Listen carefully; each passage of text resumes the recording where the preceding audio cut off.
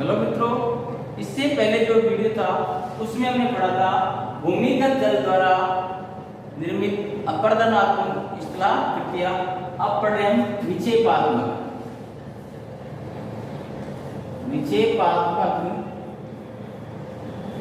स्थलाकृतियां।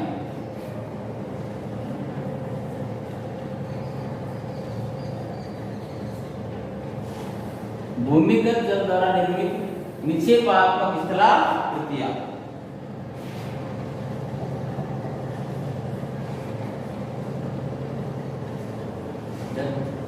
भूमिगत जल में पढ़े क्या, दरारों या छिद्रों के माध्यम से जो सतही जल भूमि के अंदर चला जाता है उसे भूमिगत जल कहते हैं। और भूमिगत जल द्वारा जो अपरदन करने के बाद जो निक्षेपण क्रिया होती है उनसे निर्मित स्थलाकृतियों को निक्षेपात्मक स्थलाकृति कहते हैं। इनमें एक नंबर पे स्टिलेगेटाइट,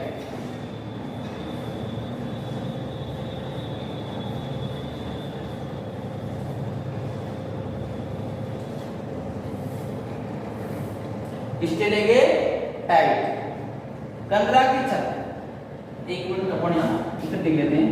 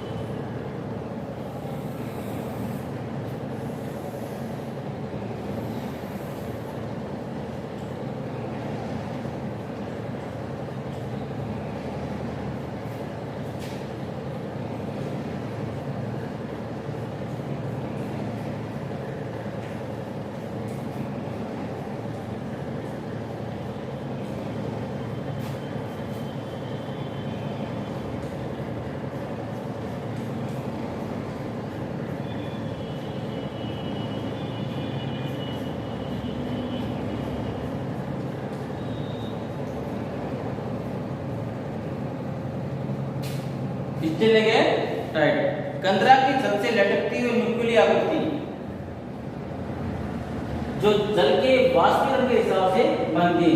जैसे ये कंदरा है, इससे जब चूना का जल टपकता है तो उसके वाष्पीकरण से जो चूना है इस तरह से जम जाता है।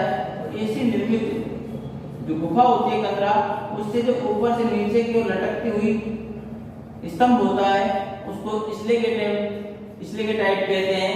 और इसका निर्माण जब कंदरा से जल नीचे की टपकता है तो वाष्पीकरण से जल तो ऊपर उठ जाता है और जो चूना होता है वो जल के साथ साथ क्या है, जम जाता है, जिससे ये हवाई स्तंभ के रूप से लटके हुए प्रतीत होते हैं। इसको स्टिलेगेटाइट कहते हैं। कंदरा की छत से ऊपर से नीचे की ओर लटके नुकीले स्तंभों को स्टिलेगेटाइट कहते हैं।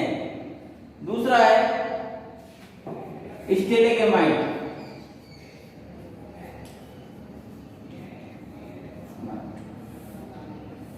स्टिलेगमाइट इसके विपरीत होता है।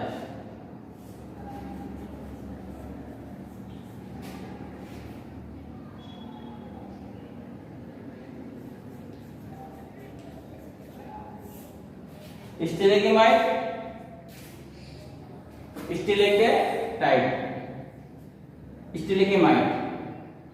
और स्टेलेटाइट।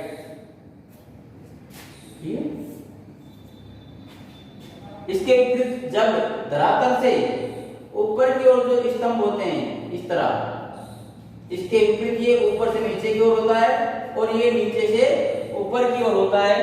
इस तरह के स्तंभ होते हैं कंदरा में, उनको स्टेलेगमाइट कहते हैं।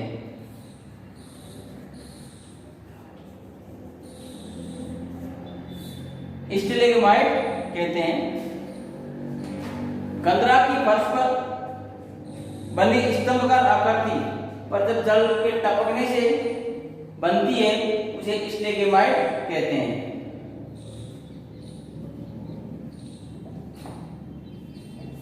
तीसरा गुहा स्तंभ केव पिलर।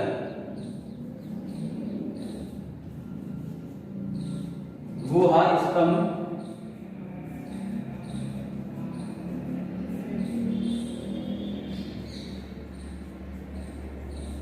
केव पिलर। गुहा स्तंभ जब स्टेलेटाइट और स्टेलेगमाइट दोनों आपस में मिल जाएं, अर्थात ये दोनों को आपस में मिलने से जो गुफा में जिस स्तंभ का निर्माण होता है उसे गुहा स्तंभ या पिलर कहते हैं।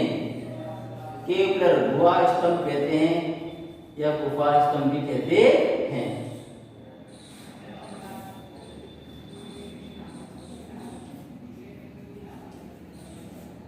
गुहा स्तंभ।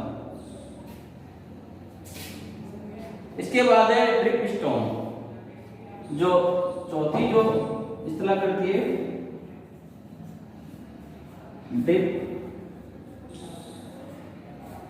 Drip stone. कंदरा की तली पर पर्दे जैसे चूना के स्तंभ। पर्दे की तली पर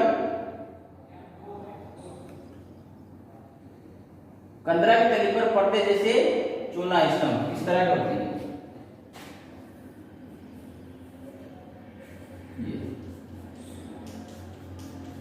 इनको ड्रिप स्टोन कहते हैं।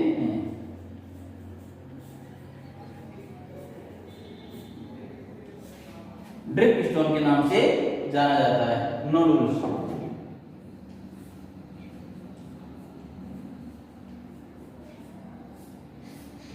नोडुल्स शैल छिद्रों में एक प्रकार के खनिज घोल से हुए जमाव को नोडुल्स कहते हैं। खनिज घोल के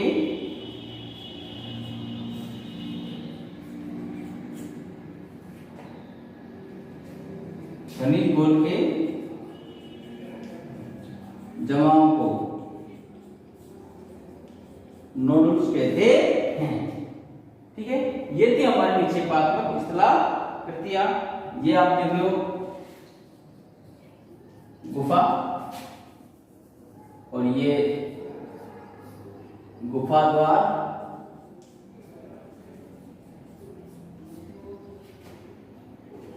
ठीक है, गुफा कट। ये भूमिगत द्वारा निर्मित निक्षेपात्मक इस्तेलाह कृतियां। हमारे जो अपर्दन के कारक है वो आज ही समाप्त होते हैं।